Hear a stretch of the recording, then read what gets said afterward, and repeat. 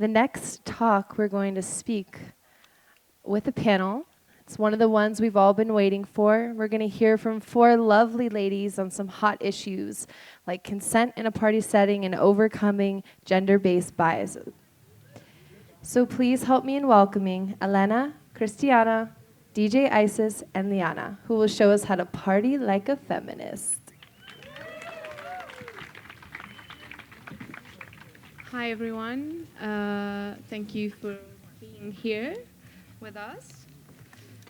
And we are very happy to have the opportunity of having a panel on gender issues at Boom. And I think it's going to be very interesting considering the 4 amazing ladies that I have sitting on my right side. So as we know, party settings usually work as binding events for people, particularly young people, and they really create this synergy and this community sensation. But at the same time, party settings also tend to reproduce a lot of inequality. And particularly when we look at the majority of people that are in Boom, we see it's not so diverse. And we have a really large majority of white people, probably from middle and upper classes, to be able to afford being here.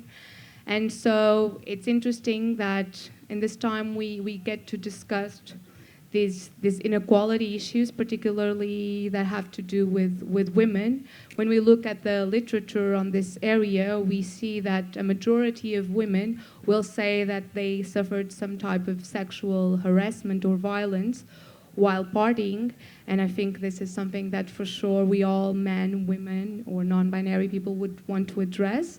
And for that, I have with me 4 amazing panelists. I'll start with Isis, and ask her a very general question that I think can give us the cue to start this conversation. I would like to know, what does feminism means to you? Well, that's an interesting question, because I always used to think that feminism didn't mean too much to me, because I was convinced that feminism, the word, it kind of says like women first or something, you know, and I see us all as people. I don't see, of course I see a difference between men and women, but first we're all human. And I recall an interview I once did for a Dutch magazine that specialized in feminism. And they asked me, "Are you a feminist?" And I said, "No, I'm not a feminist." And it said on the cover, "I'm not a feminist." Later, I looked up in the dictionary what feminism means. Not that you always have to take all dictionaries too seriously, but it said equal rights for women. And I was like, of course I'm a feminist then. But I prefer the term equalism. And why is that? Because I think we shouldn't exclude anybody for their difference of whatever sexuality or skin color or whatsoever. So equalism is a term that I prefer to feminism. But of course, feminism, apparently, as we call it right now, is very important because the world is so out of balance. And I think women could make a change in that. Why do you think, Chris, that we really need feminism while we're partying? What is this, to party like a feminism, and what does the feminist movement mean in the party settings? How do you see this? Okay, as you said before, parties and festivals and clubbing and whatever are all about emancipation, experimentation, and get in touch with altered states of consciousness sometimes. And this is very libertarian for one hand. But on the other hand, we see a lot of, as you said, it's not diverse because there are a lot of inequalities, and there are. I would say that that these are space times for privileged people, okay, and sometimes other people are getting excluded, exposed to violence and whatever. In what concerns specifically gender, several times these environments are genderized, meaning that they exacerbate the asymmetries between men and women.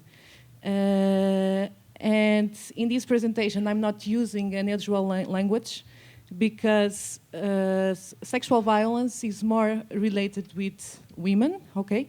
It affects in a disproportional way women. And even when the victims are men or LGBT, most of the perpetrators are men, okay? So I will not use a neutral language. Returning to the question, festival and nighttime economies in general, but mainly more mainstream soundscapes, are embedded in sexist practices, okay? And we can see it, for example, in the objectification of the female body, in the publicity of alcohol, in advertisement of parties and whatever, and also in these practices of ladies' night and this kind of publicity. For example, sometimes the pressure for dressing specific sexy clothes also, and sexy dress codes, and use of hypersexualized contents in several musics, okay?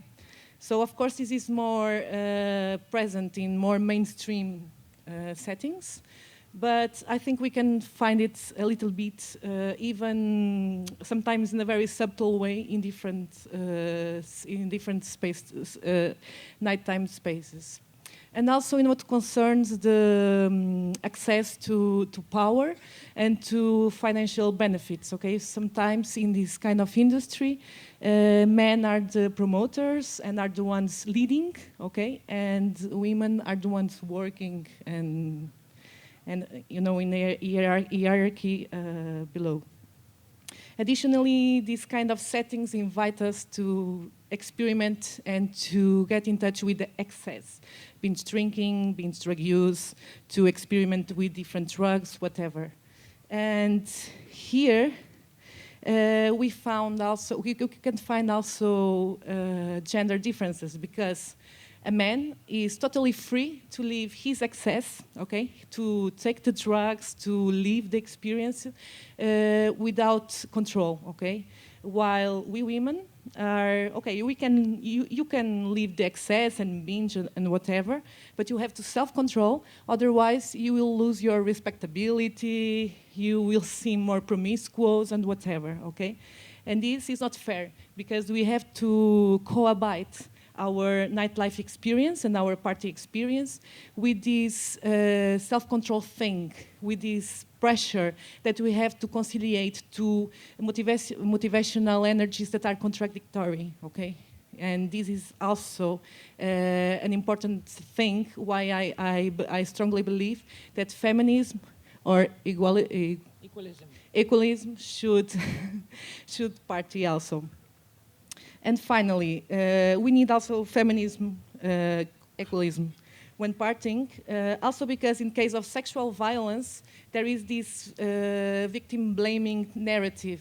So I am a victim of sexual violence during nighttime because I was high, because I drank too much, because I was alone, because whatever, okay? Because I exist. And the thing is that this is not fair, because the only responsible for the sexual violence is the perpetrator, not the victim anytime, okay? And I think for all these reasons and more reasons, feminism, equalism should join us in nightlife. Needed.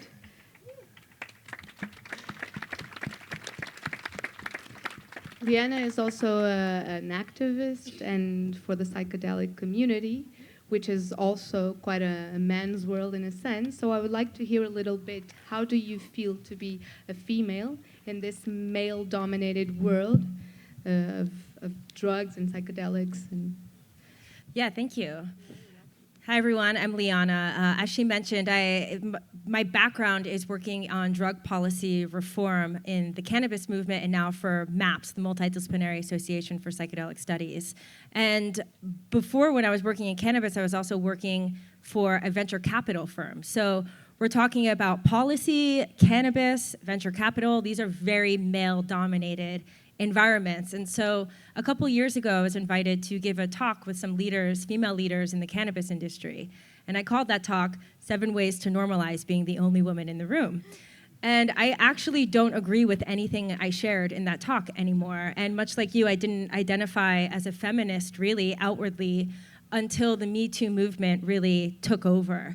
And I learned that my feminism must be active. I must put my voice out there, I must be contributing to a narrative that makes change, or I'm complacent. And so one of the strategies, or one of the reasons why I so disagreed with what I said, is because I was basically telling women to behave like men, to walk into a room and retain your power and use your voice and be strong and all these things. And what I've come to understand is that to rebalance the world and where we're at today, we must embody our true divine femininity, our grace, our receptivity, our compassion, our love, all of these things, which are really absent, especially in a business context or a more scientific context, which the work of MAPS is very scientific as well. And so this question of what does it mean to be a fully embodied female in these rooms of traditionally all men and all predominantly white males is this question that I've personally shifted my approach quite a lot. And now the word that I like to focus on is grace. What does the embodiment of grace look like? And to me, that's the true divine femininity. And also, there's a rebalancing that must happen. And so when I'm talking about these issues, I recognize that there's female and masculine energy within all of us.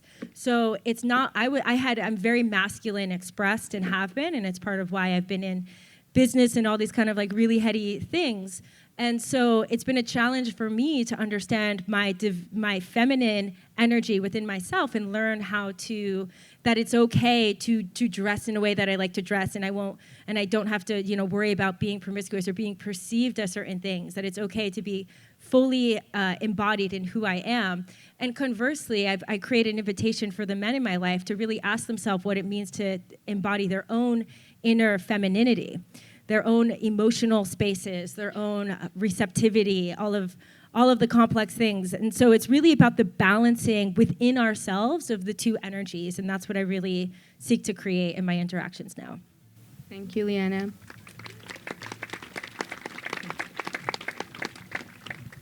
Well, we have here Theresa, and Theresa is a psychologist, and she's highly involved also in feminist movements, but she's also a nightlife worker, so she has these two worlds that come together. And I was wondering, from your feminist point of view, but also as a person that works in nightlife settings, what do you think is lacking, and what do you think we as a community could do to actually make the nightlife settings more equalitarian and more friendly to everyone, more inclusive? Okay, I have worked in nighttime environments in the past, and one of the things that I felt the most was that you don't get enough training or information about harassment or about the way you should address people when you are in these situations, and not only regarding harassment, but embracing your femininity, as you were saying. So sometimes we are asked to dress in a certain way because you get more tips, in a practical point of view. You get some benefits, which is a highly sexist thing, to ask you to do. And on the other hand, you are not trained to think about the problem that harassment constitutes in your everyday work life. So I think that we should think about bringing this to debate among nightclub workers and among workers in general, but in these settings more specifically because of all the topics that you guys have already addressed. So I was thinking this takes us a little bit to the idea of consent, and these days a lot has been said about consent, but for some people it seems to still be a very blurry concept. Some people seem to be particularly difficult to understand what consent means. And now with all the Me Too movement and other movements, a lot of people say, oh, but now we cannot talk to a woman, or we cannot approach, and this is so difficult. What can I do? Particularly, I think some white men are feeling a little bit, are having some trouble dealing with all of this. So I was wondering if our guest, I was going to ask Cristiana, how do you define consent? What can be said about consent to help everyone navigate, particularly those that seem to be feeling a little bit lost? Okay, I will give you my definition and then invite Liana to complete with your interesting, sexy concept, okay? Sexy concept, okay? So first, I want to highlight that sex when it's consensual. When it is non-consensual, it is rape, always, okay?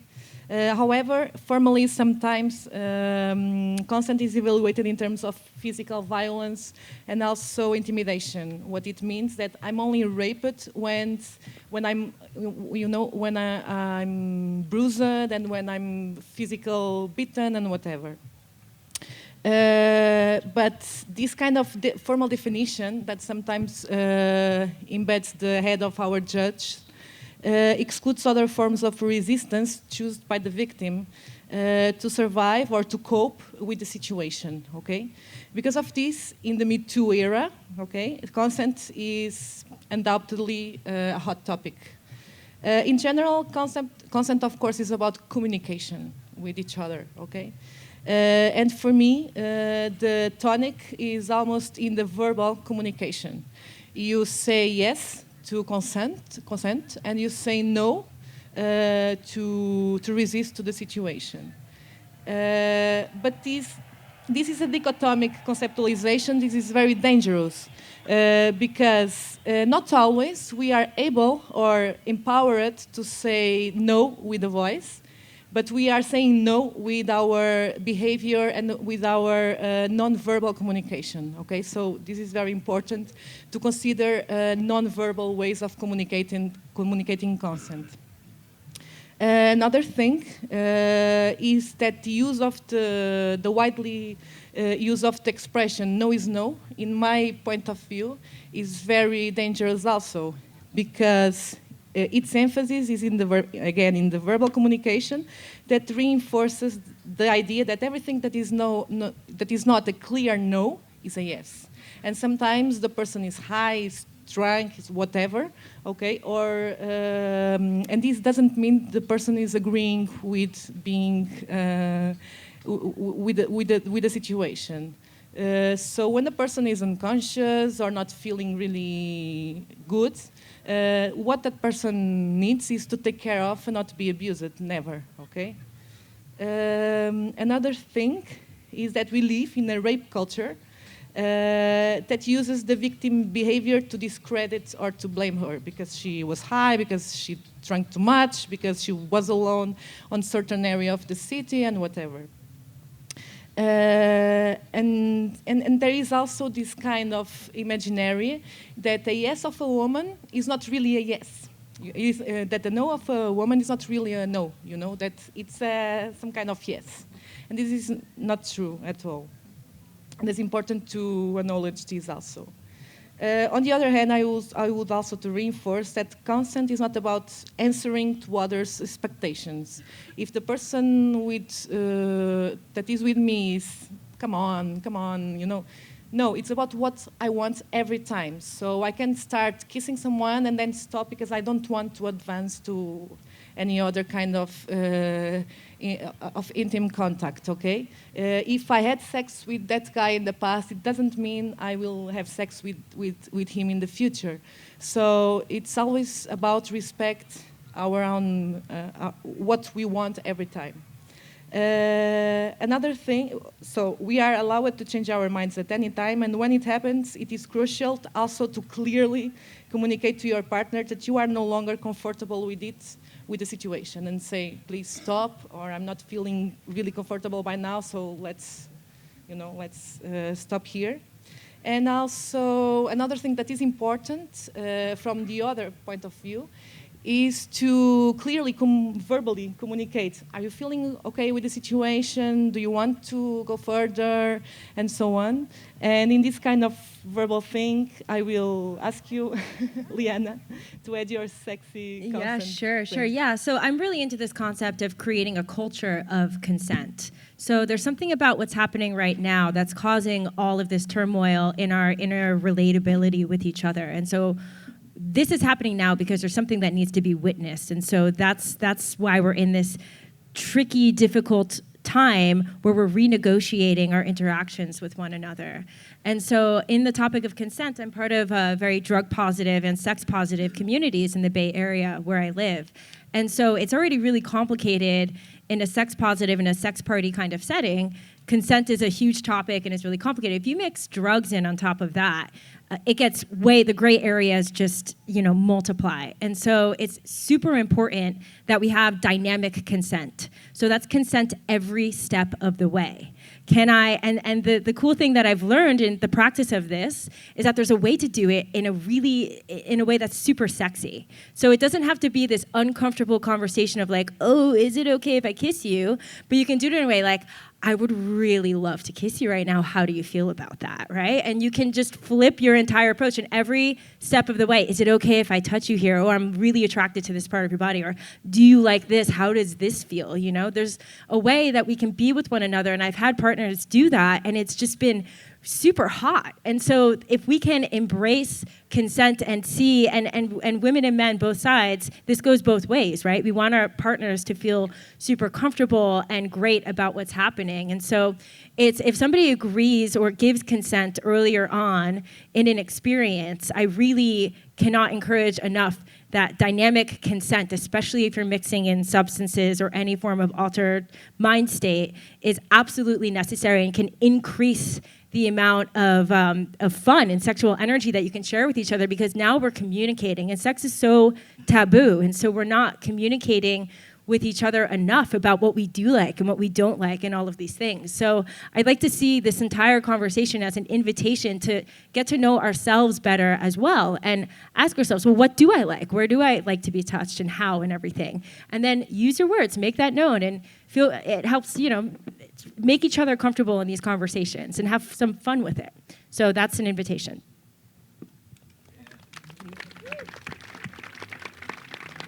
Well, that's very interesting and also very practical, so that people can understand what we were talking about.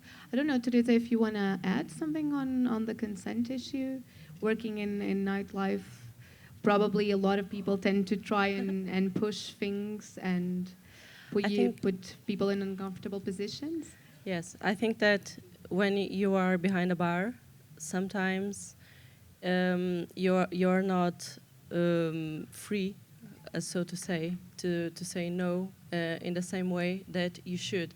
And we were talking about this earlier, which is interesting because people, when someone is sharing information with you regarding this, they either tell you, to act like a man and shove people away, or, as I was saying earlier, they tell you, oh, okay, but that's, you shouldn't say no, or you shouldn't be aggressive saying no because it's... Let me just ask you, the people that you're saying that tell you this are, for example, your employers. Yes. When you're working... Oh, okay. Yes. I remember being told things like, you should smile a lot, like being pretty and smiling a lot in order to gain attention and make people drink more, consume more. And I would like just to make a small point here that this isn't. I think that we are dealing when it comes to gender violence, we are dealing with a major problem that it touches night clubbing, but there's a consumption problem, and we are always oriented towards goals, and sometimes I think that the concept of consent is put apart in order that an economic goal is achieved. So, and I was wondering, Isis, and because you work in nightlife settings also, how do you think we could really alter the approach that decision makers are having towards all these issues that surround nightlife and gender, and how this is being talked or not being talked at all, and how do we involve everyone, or do we share the same table to... Yeah, I saw the question again. I was like, wow, how am I going to answer the question? No, of course, you can see there's a gradual movement in the right direction. I was born and raised in the Netherlands, which is very emancipated, in a very emancipated family. And I also believe that most of us people that live in Europe, especially Northwest Europe, are already more emancipated than other parts of the world. And I have been traveling the world as a female DJ for 26 years now. And I discovered that in the rest of the world, it's really different. And people are way more backward in emancipation of women's rights and gender equality in general. And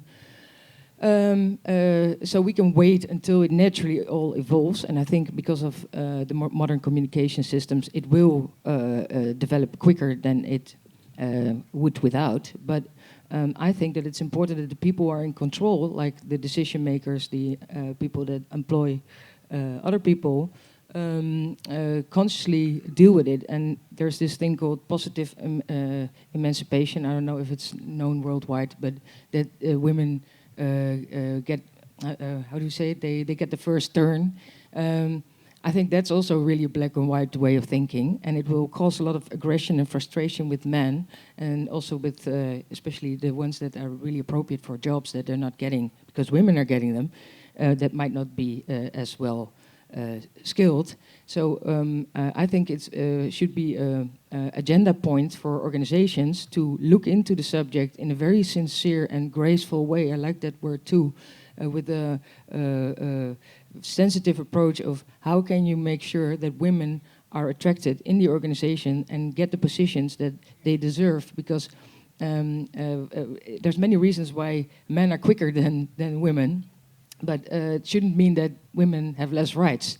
So we should focus on how can we create a space for women to find a way of flowering in their specialty without making it a black and white discrimination issue. And there's two other things that are really a pain in the ass in this thing. And one's the jealousy amongst women. I think that's really an ugly thing, and that's also causing a delay in the development. And the other side is the men who are seeing the women as a sexual object. Like, I've been in situations that people wanted to have sex with me, or they sexually harassed me because I was working for them, especially security people. I've had that happen a couple of times to me, like my personal bodyguard attacking me when no one was looking. And this is also causing a very, how should I say it, a disbalance in having this whole movement grow in a profound way. So I think the people who are in charge should see that the people who are working there are sincere people, and they take their job serious, also in the perspective of gender equality. Can I just add a Yeah, of course, please.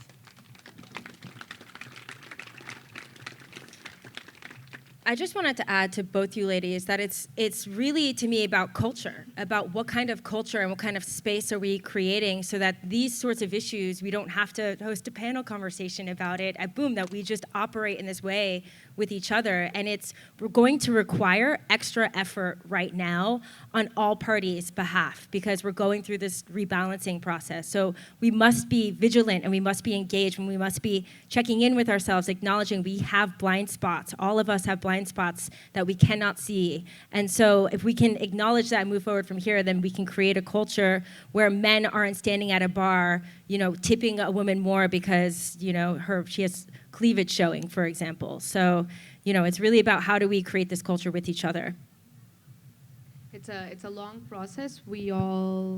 I think it's what we're saying. It crosses Nightlife, but we've all been raised a certain way, and that has a lot to do with it, I think. So I think also, obviously, this is not black and white, but we are learning a new way and to stand up, and I think women are working towards that, and men also have to sort of restructurate and re-educate themselves, and that's very hard. I think we all recognize that it's difficult because all of the messages that you got all came from a different direction, and now you have to change that.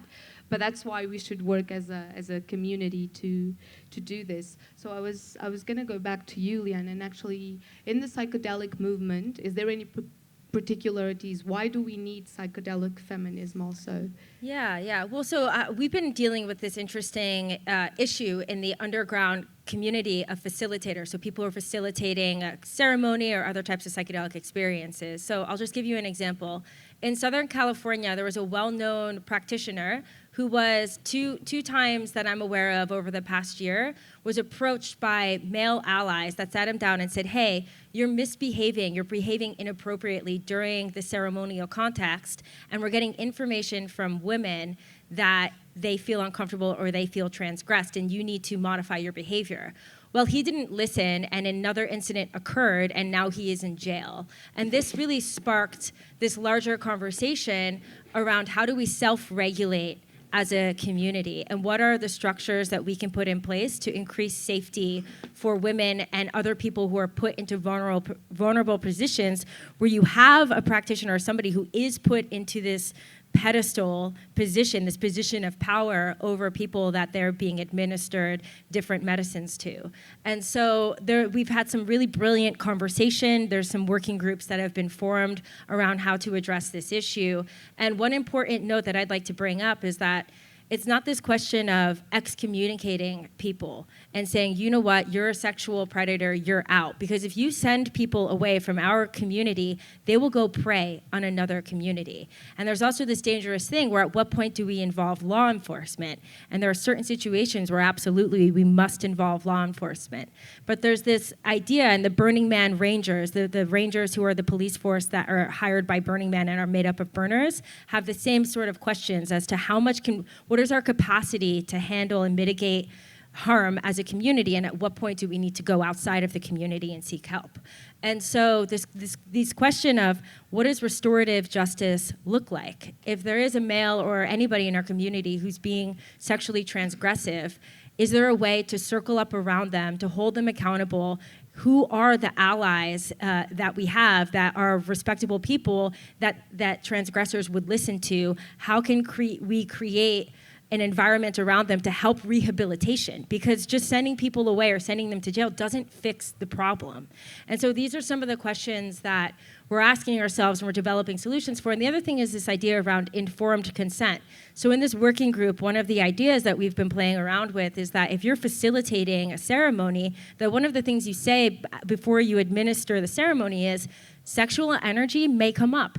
This happens. We are a sexually repressed society. We all have our own sexual trauma. And so if sexual energy comes up for you in the ceremony, I will not be interfacing with you. No one in this room will be interacting with you. We will hold space for you at a distance. And so just calling it out, calling it into the room, making it known that it's a possibility and holding space for that. And the second thing is saying, hey, if you have an uncomfortable experience with me in any way, here's an email address. You can email this email address, and we do have that email address now, and people are kind of monitoring and self-reporting in this way. So even if it's like, here's a way to report me, and creating that, that really creates a level of safety with each other. So, and why we need psychedelic feminism as well, I think we need better role models, right? We don't have very good role models in our society as females. In my country, it was like Hillary Clinton was almost the first female president, and I'm like, watching her was part of my realization of like, oh, she just behaves like a man, and that's how she's so powerful. And so, is that the best role model for an empowered female? Like, I don't think so. And so, this question of who are our role models, and how can we become our own role models and help influence each other and raise each other up in that way? So these are some of the questions that we're dealing with right now in the community, and it's a very dynamic time. I mean, this conversation in LA we had 2 weeks ago. So and with MAPS's work as well, we understand that one person, one bad actor can derail 32 years of research and work in building up this new field of psychotherapy. And so it really is important that we're figuring out how to monitor ourselves as a community. Otherwise, outside influences will come in and try to do that for us. So these are all part of the dynamic conversations that we're having now.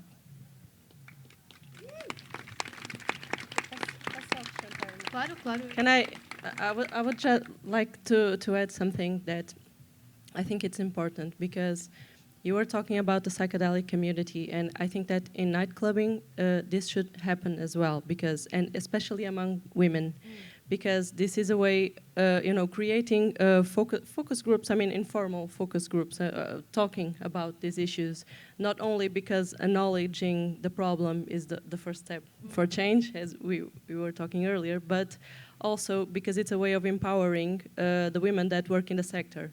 Because I don't think that, I'm sure that there is not enough space given to our voice as women and as workers in the sector of nightclubbing. And, one of the strategies that could come out in a way of creating a vigilante-like protection amongst us would be, and I was discussing this a few days earlier with a friend, would be, creating a map among the city where you live in, and trying to define, well, this bar is okay, they treat you well, they pay you well, they don't harass you, but this one is not okay. So I think this is already done, but it's one example, and I think that we should invest in this. Yeah, of course. Thank you. It's such a good point you bring up, and one thing that I noticed as well after the Me Too movement is that the underground dance communities in LA and San Francisco, those are the two I know the most about, formed a sort of blacklist, right? Where they created the opportunity for people who were predators or people who've been assaulting women in this way, that they then report it to the party promoter. And there's some dangers in that as well, if we're going to be totally honest about our own shadow, which is to say that it's like one person's word versus another. But when you get reports from 3 or 4 women that say the same thing about the same person, now these people are getting blacklisted and banned and getting cut out and saying you can't go to this. And that's a really important for creating safe space. And then to go a step further is asking, well, what do we do about those people? Or are they just going to go pray in another community, right? And that's the challenge point, because it's really unwritten and unclear as to how to handle that well. But yeah, that's very good, yeah. I was thinking that also, to pick up on something that Izzy said before, that sometimes women are very competitive or they're against each other. I think this is a common idea. I don't see it really like that. I think women can have a lot of sorority, it can really come together. And the thing is, there is a tendency, I think, from more patriarchal contexts of not creating those spaces where women can be together and really be friends and really have this sorority and these sisters things. I think it is within us to help each other, I honestly do. But as men are sort of raised to be bros, and we have this thing, oh, men are brothers, we are raised to always compete with each other. And this is another thing that we really need to not do, and creating spaces for everyone to be together and us, because alone, we're definitely not going to be able to do nothing. It's as women and then as a community, so. Yeah, I had a talk the other day about feminism for a group of women working for an airline company. And the old boys network came up, and a lot of people have an anti-feeling against it because, like, oh, it's the old boys network. But there's actually a good thing about the old boys network because they're networked, and we women should have a women network too. But back in the days, I mean, now things are changing, but we were all separated. We had to stay at the house, take care of the house, and the men, they would have a social life. If you go to the Middle East, it's even worse. But there's a big need for the women to work, collaborate. You know, they have to join forces. Yes, together we're stronger. Yes, I think this kind of sexual harassment and sexism we see in nightlife settings and festival settings and whatever, these are also related with the fact that this connecting with what you were saying. It's related with the fact that now women are in fact occupying public spaces that were denied for us a few years ago.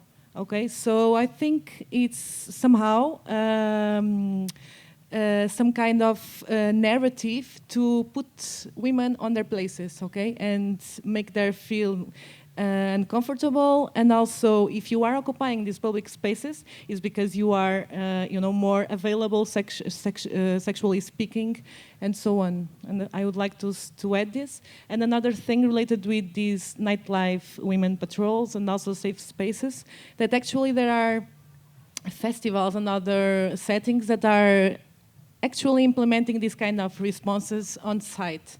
And the idea is that the women that are being victim of gender-based violence from their partner, from sexual harassment, feeling threatened somehow, could have a specific point where they can just go and feel comfortable and have somehow a place that helps her that embraces her.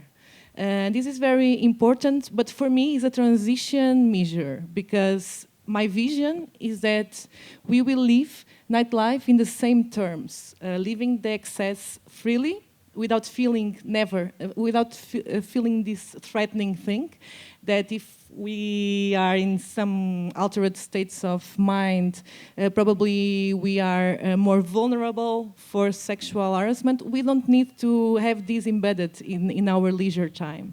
Okay, so I would like to enhance this idea.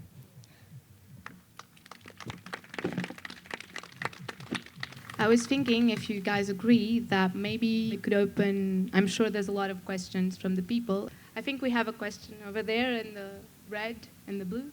Hi, everyone. I don't really have a question. I have a few inputs.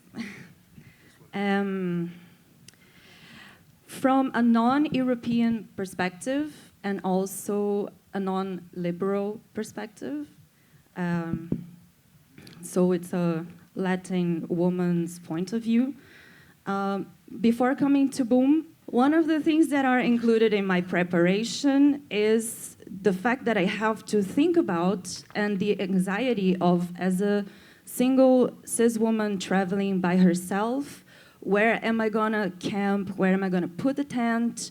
When people take drugs, when they're high, am I at risk to be in my tent alone? Are people gonna break in? Am I safe to walk around in the nighttime? So this adds up to, it's supposed to be a liberating experience. And what I would like people to realize is that the gender inequality is embedded in every single aspect of our lives, for everyone, true.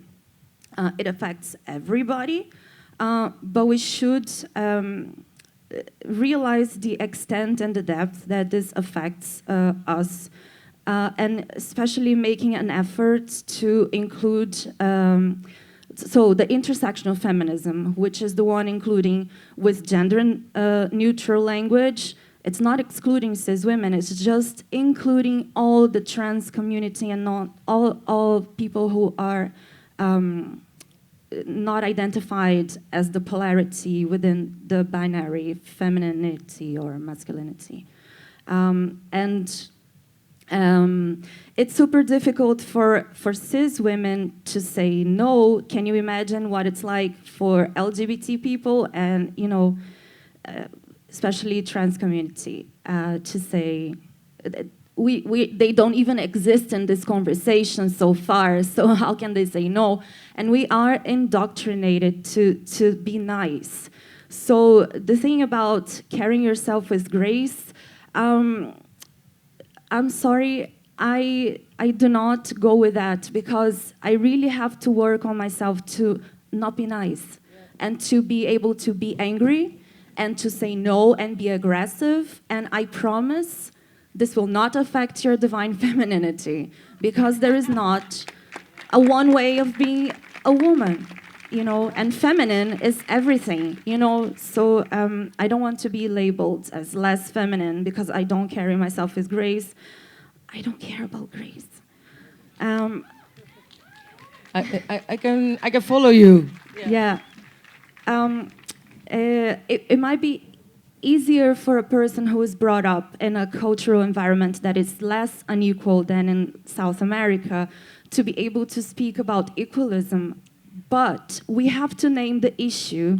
So we really have to see that there is a gender inequality which affects Black, poor women and trans community the most. So their voices should be here. So some Black people left. I don't see any trans people.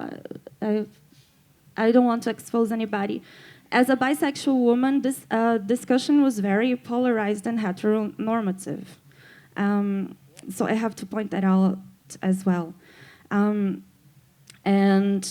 also the work of teaching men how to feel their emotions and to allow them to cry and express these feelings. It's also work of intersectional feminism. So it's not a bad name, you know. It's the new F word, but it is inclusive. And I personally, I don't say I go for equality because it's so unequal. It's so difficult at all times that I think the word in English is equity. Is that right? Equanimity? Equity? I don't know. So we should go for that, but also above that, it's freedom from gender patterns and from exploitative systems. Like we're seeing loads of panels about the environment and the unwanted waste.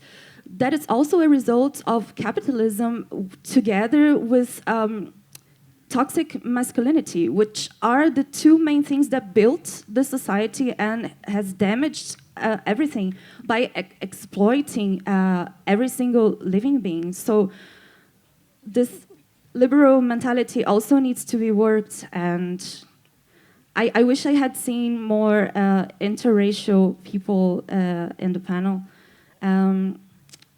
And yeah, I think well, it's so long, but I'll just... Thank you. Thank you, thank you. Thank you. That is super relevant. That is super relevant.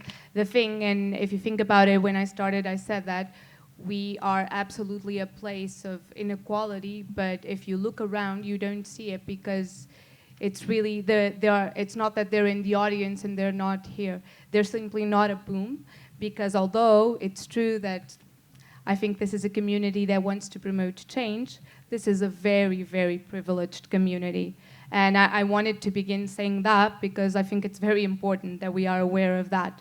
Most of the people that are here are probably heteros, but even that, we're mostly white. And so I think it's from there that we're talking and for their very own perspectives. But the truth is that among the people that are here, it was difficult to find a more equality panel, and that's why your intervention was very, very welcomed. Thank you.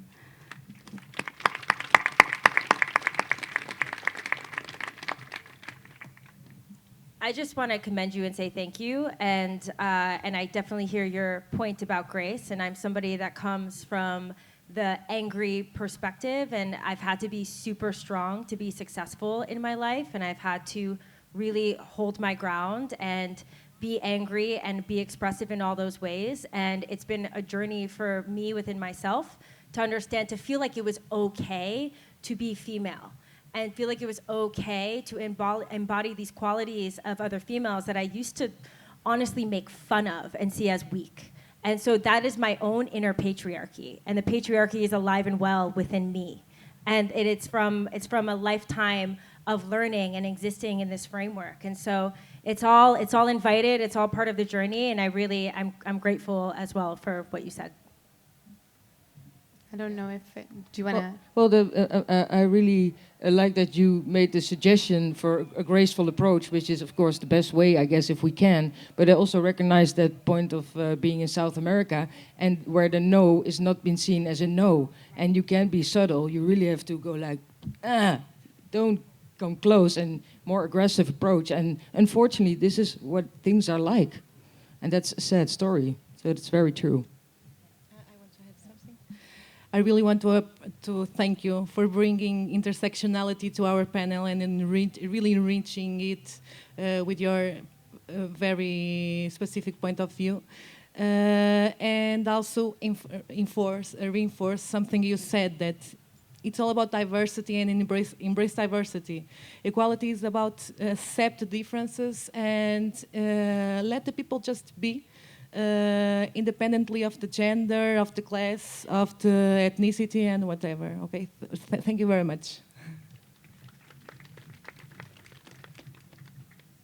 Hello again. Hi again.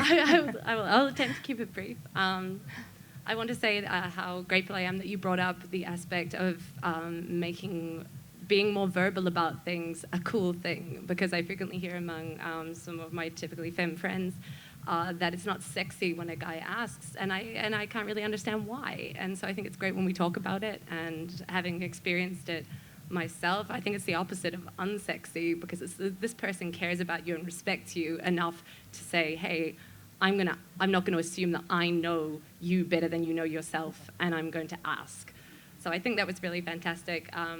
This is going to be a lot shorter because a lot of what I wanted to say I feel has already been said, because I find the classification of certain traits as typically feminine or masculine rather than existing on a spectrum to be a little bit problematic, because being always a rather strong-willed person, I felt like this was a masculine trait that I needed to play down in order to still feel feminine. And I'm lucky now that I've kind of made the own personal journey that I feel feminine in my own way. And I feel like even though I'm not the kind of person that would be considered socialized feminine, I still feel feminine in myself, and that's my own personal grace. So I think that's a way that we could kind of encourage, and bringing everyone to the table, because it's not men embracing feminine traits to show their emotions. It's embracing a part of themselves that is neither masculine or feminine, because we all have those aspects. Because if we embrace a binary, then that comes with its own set of problems that have already been discussed.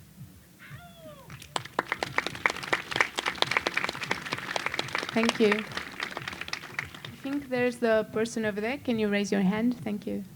Thanks.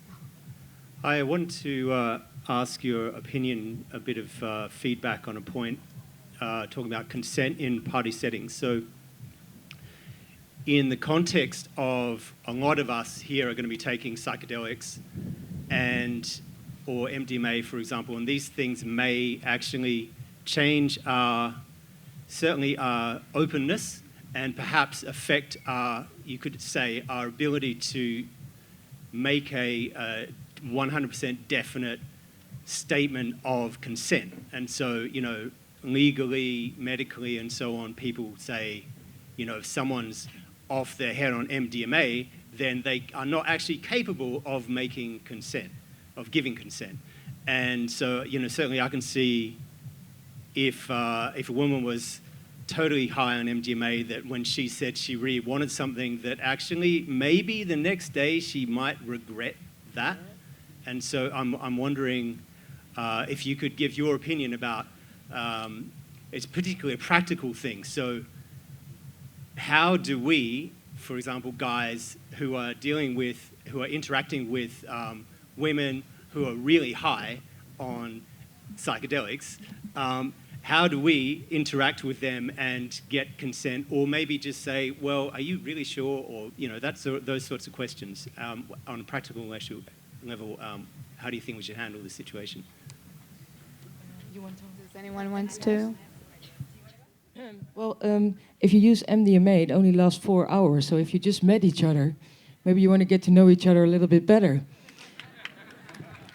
That's pretty much exactly what I was going to say, which is if it's your first time with somebody and they're super high, that doesn't sound very, very equal and fair and safe for both parties. So if it's your first time with somebody, maybe say, hey, maybe we should wait till tomorrow. Maybe let's meet up later or something like that. And you can hang out and have fun together that night in a non-sexualized context. But it gets really, really dicey. And even if you're in a partnership or you have had relations with somebody in the past, that's why we have this thing like dynamic consent, verbal yes, not body language, right? So verbal yes. So, but I'm with you. If this is a new person, wait. I would even tell you, if you want to know, that if you're asking that, if you're saying, oh, if I'm a woman and she's super high, and I know that legally or something, people might think that that's not consent, and that doubt is in your head because you know she's super high, and maybe you're not like that, then I think you already know the answer. Yes. I would say that you already know if she's not able to give consent, I think you already know that what you're supposed to do. I hope that you do. I want to add something. It's not about having consent. It's about reciprocity and about communication, honest communication in general. But I really agree with the first point, with this stated. Thank you. Yeah, I'm also very happy to see this talk here at Boom. A lot of amazing things have been said. And I agree with the panel that sexism and sexual aggression is a very gendered thing, but also especially because most sexist and people who are sexually aggressive are men. So I would have loved to see also a man on stage, besides the incredible women saying incredible things on how to deal as a woman with sexism, also a man telling other dudes to get their shit together. So right now I don't want to ask how can we prevent women from being harassed. I want to ask how can we, very practically, do you have very practical advice for us as boomers? How can we prevent sexism and sexual aggression? How can we prevent people behaving in that way? Thank you. Let me just tell you something, just really quick. And yeah, I can understand what you're saying, and it's good to have feminist men sitting on board with us, but men have plenty of space to speak. Men have spoken for tons of places about how they feel being a feminist or not, and this is a woman panel because I think now we can speak, and it's time to speak, and we should have given space to more LGBT trans community. I don't think it's the cis men that are missing here, but this is my take on this. But I hope that all men are feminists, and I think we have to bring them on board. But still, this is the first time there's a panel, and I think it's time for our voices now, just a little bit. But this is my perspective. I don't know. I'm stealing the panelists. So. Sorry. I would like to address your question, but also the first intervention, because I was afraid that we were going to take too much time, and I didn't say anything. But I think that the first, when you spoke, you said the F word, but you said capitalism, and I don't think, when I was talking earlier, I was going to use the word, but then I didn't, because I thought, no, this is a term that, it's people don't take it seriously usually when you talk in these terms, in capitalism, in anti-capitalism movements, and I think that there's a lot of perhaps prejudice against it, and I think that one of the main issues that we have here, and I'm saying this because I've been recently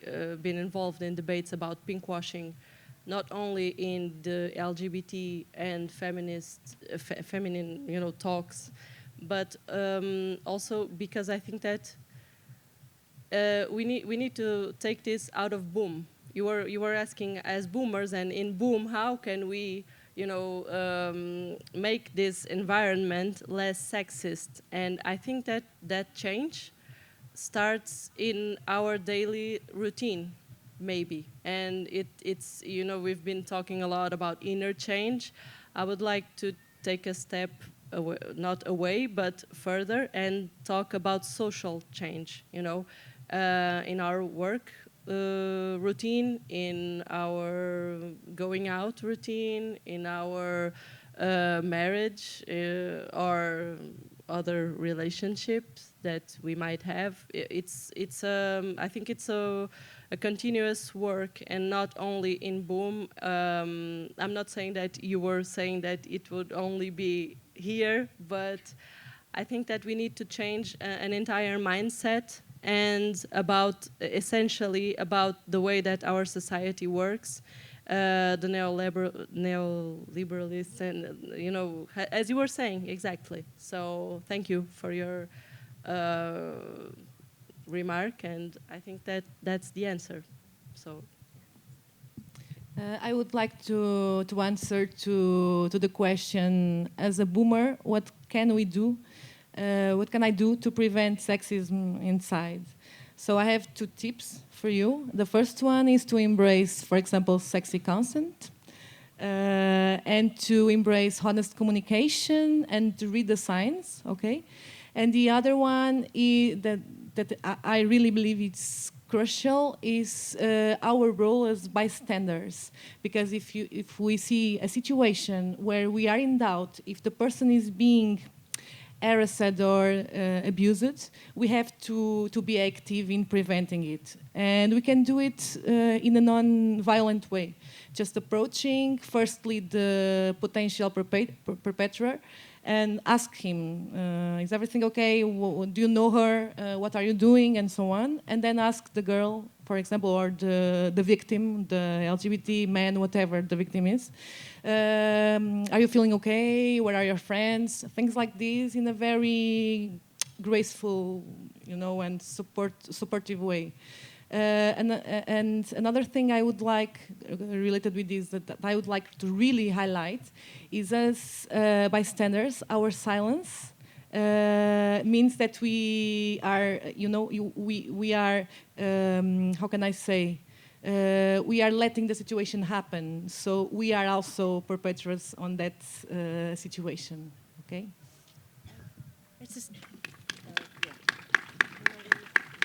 I just have one quick thing to add, and it's to witness, right? We heal trauma by witnessing, and this is all coming out in this time because there is something that needs witnessing.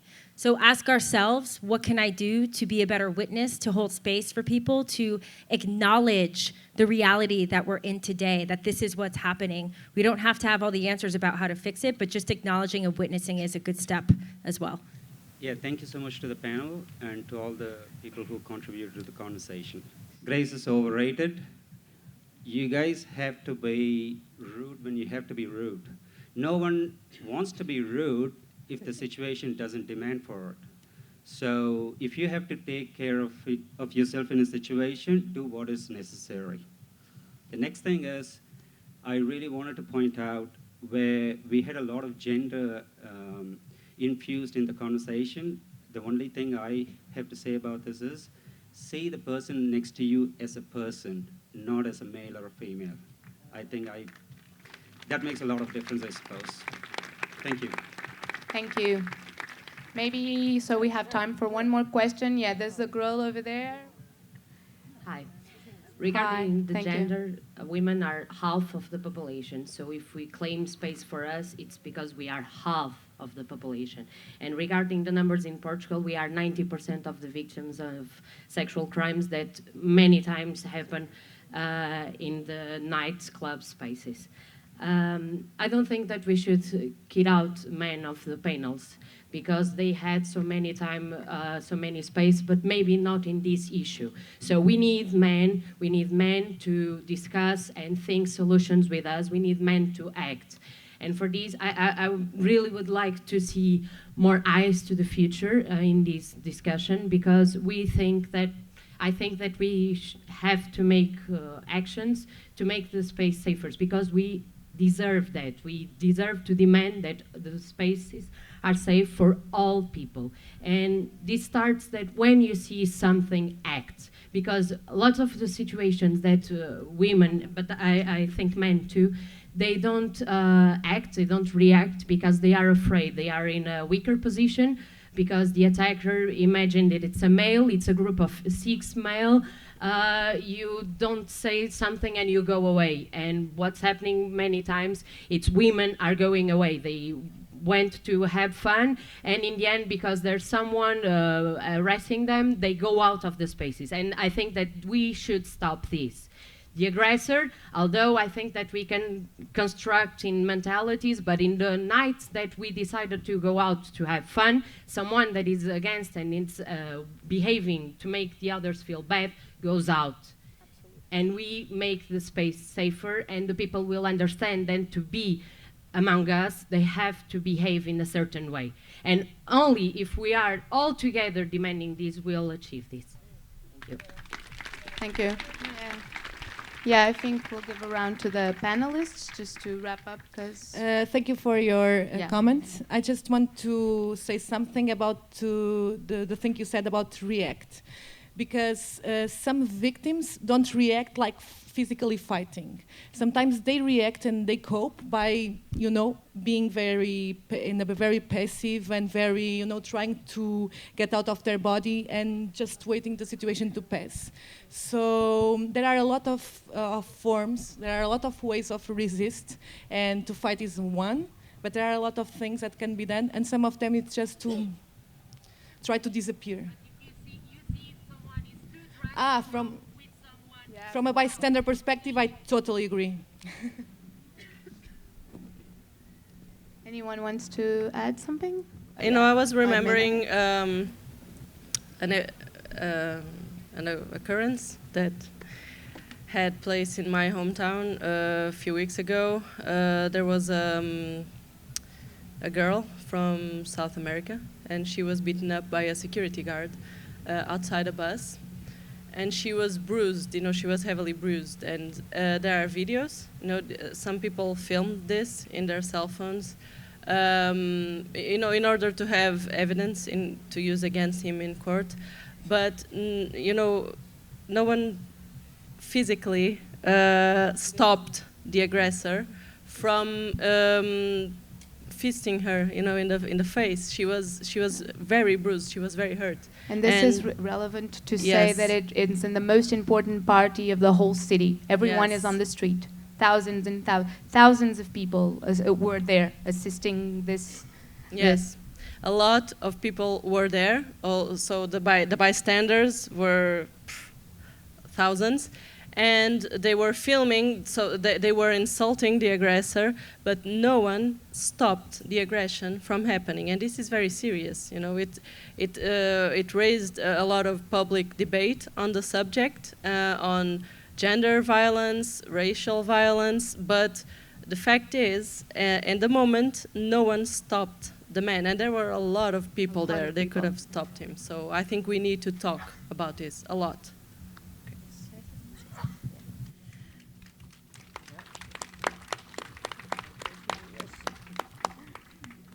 This work requires our vigilance and requires action from every single person. Every single person must participate if we are to shift the dynamic that currently exists. And so there's no one outside of that. And there are so many, it's so difficult to talk about this and have these conversations and nuanced, and there's all these things to consider. And so we're putting it in these terms right now because this is where we're at as society. And so I just want to have compassion for ourselves as well as we moved into this uncharted territory, and we recognize that there's no rule book, there's no guidebook that says this is how to solve gender inequality on planet Earth in 2018. That doesn't exist. And so it's going to require all of our participation, all of our ideas. We're going to fuck up. We're going to do the wrong things at the wrong time, and we're going to have to course correct.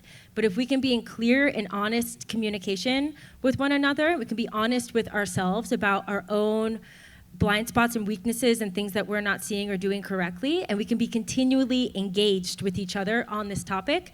That is the way that I see us creating progress and moving forward. So that's all I have to say.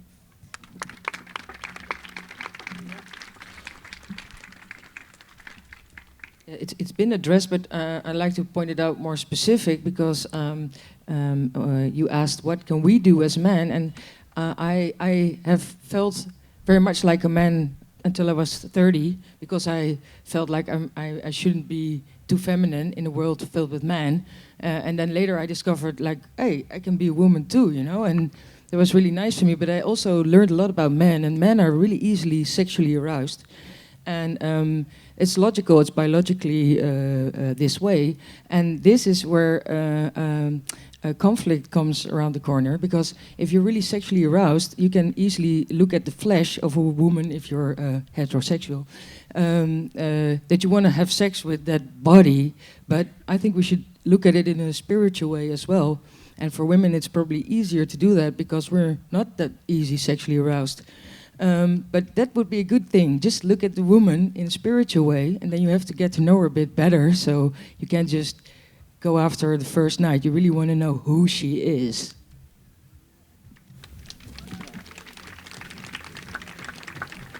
Well, I want to thank our panelists for your presence here and everyone in the audience that took the time to be here with us. I think that we can wrap up at least let's have a really nice boom. Let's all watch out for each other, and let's take this move forward, not only in boom, but in other contexts. And hopefully in 2020, we'll have a bigger panel and a better panel on this. I think this was the first time something like this was discussed here, but I hope it's definitely not the last with all your input. So thank you all for being here, and have a nice boom.